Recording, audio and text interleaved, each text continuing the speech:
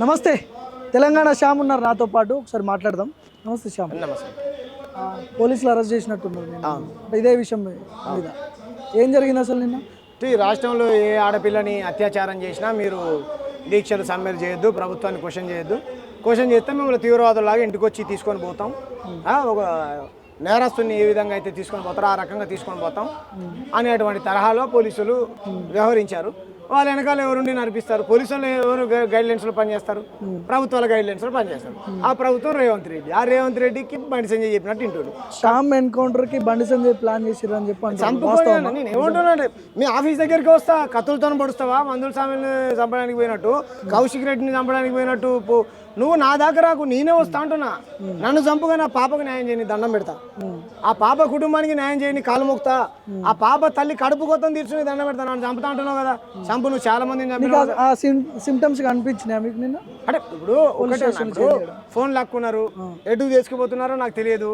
నా ఏమంటారు, car police జీబులో కాకుండా ప్రైవేట్ వెహికల్లో తీసుకెళ్లారు.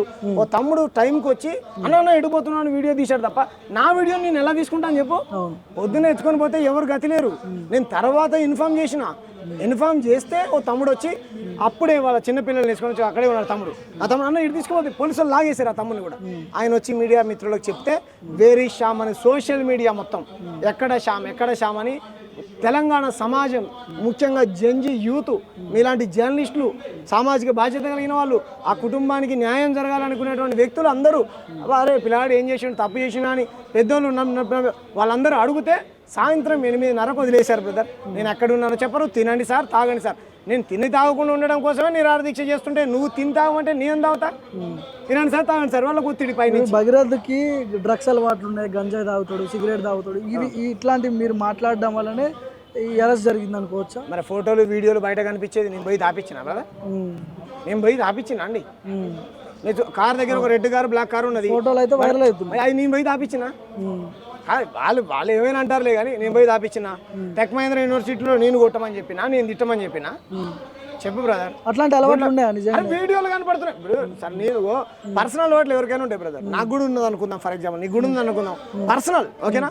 కానీ నువ్వు ఒక కేంద్ర మంత్రి మా నాయన అనేటువంటి అండదండలు చూసుకొని, ఓకేనా, ఒక ఏమంటారు, ఒక రౌడీ లాగా బిహేవ్ చేస్తూ, గతంలో ఒక అమ్మాయి విషయంలో ఇలాగే అయితే ఒక అమ్మాయిని పక్కనోడు ఏడిపిస్తుంటే కొట్టిండు పోయి మావాడు ఛత్రపతి శివాజీ మహారాజ్ అని వాళ్ళు సమర్థించారు. అరే గొల్లి, నువ్వు ఎవరో పడతా పొద్దుగాల ఫోన్ చేస్తావారా? సిఐయా, ఎస్ఐయా? అరే ఎస్ఐ గారు ఎలా కొడతారు మీరు అన్నారు. అరే గొల్లిగా నువ్వు ఏడ వచ్చినావురా? ఇప్పుడు ఫోన్ చేయి, బండి సంజయ్, నువ్వు కేంద్ర మంత్రివా, వార్డు మెంబర్వా, సర్పంచ్వా, అంతకంటే కింది కార్యకర్తవా? నీ కొడుకు ఎలా కొట్టినా నువ్వు ఎందుకు ఫోన్ చేయవు?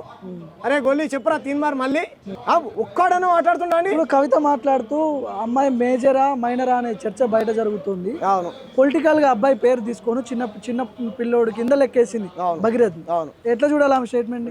కవితక్క ఇటువంటి స్టేట్మెంట్స్ పాస్ చేసినప్పుడు ఇప్పుడు ఏమంటారు ప్రజలు? రేవంత్ రెడ్డి గారు మీరు కనుక నా కొడుకును కాపాడే ప్రయత్నం చేస్తే నిన్ను ఓటుకు నోటు కేసులో కేంద్రంతో కాపాడిస్తా, ఓకేనా?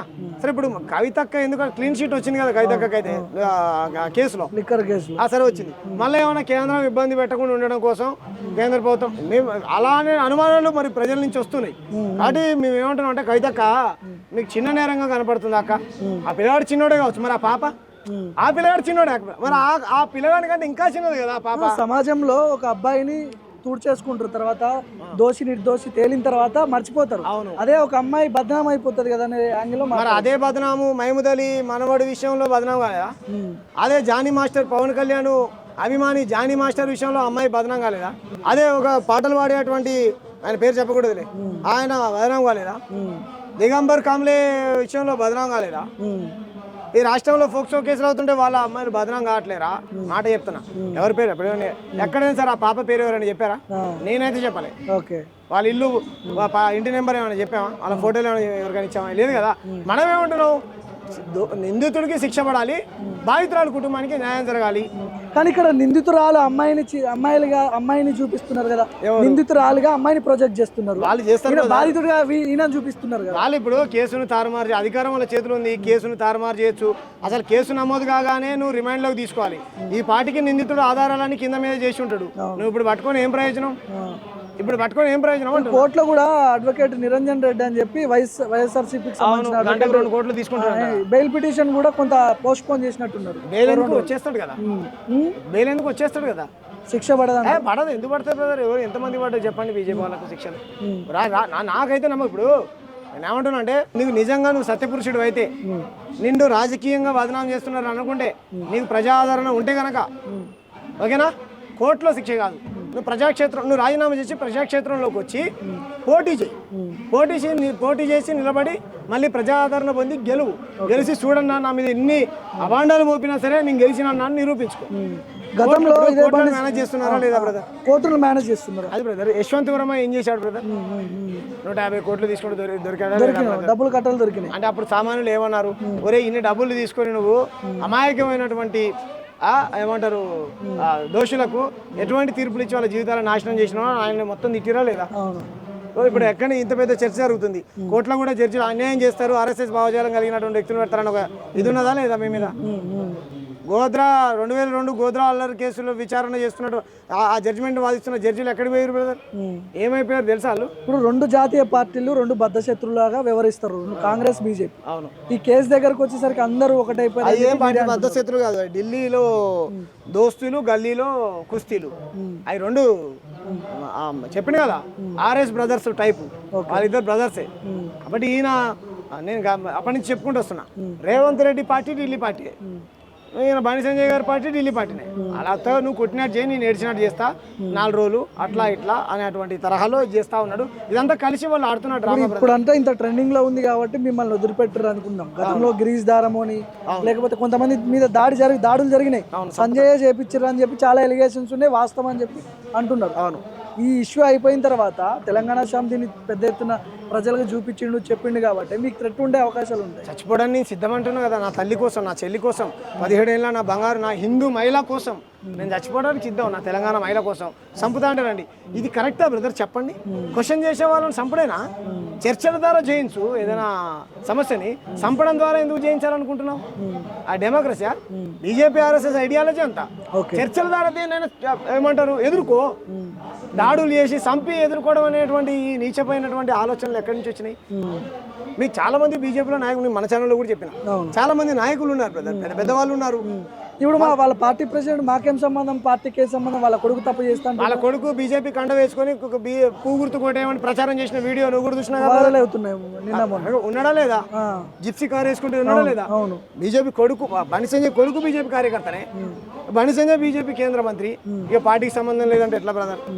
నువ్వు చేతులు దులుపుకునే ప్రయత్నం చేస్తే ఎట్లా? ఓవరాల్ గా ఈ ఎపిసోడ్ మొత్తం మీద ఫైనల్ గా మీరు ఆ అమ్మాయికి న్యాయం జరగాలంటే, తెలంగాణ ప్రజలు నమ్మాలంటే, చాలా మంది రకరకాల సోషల్ మీడియాలో ఇది చేస్తున్నారు, అసలు ఏంది నిజం ఏందో చెప్పండి.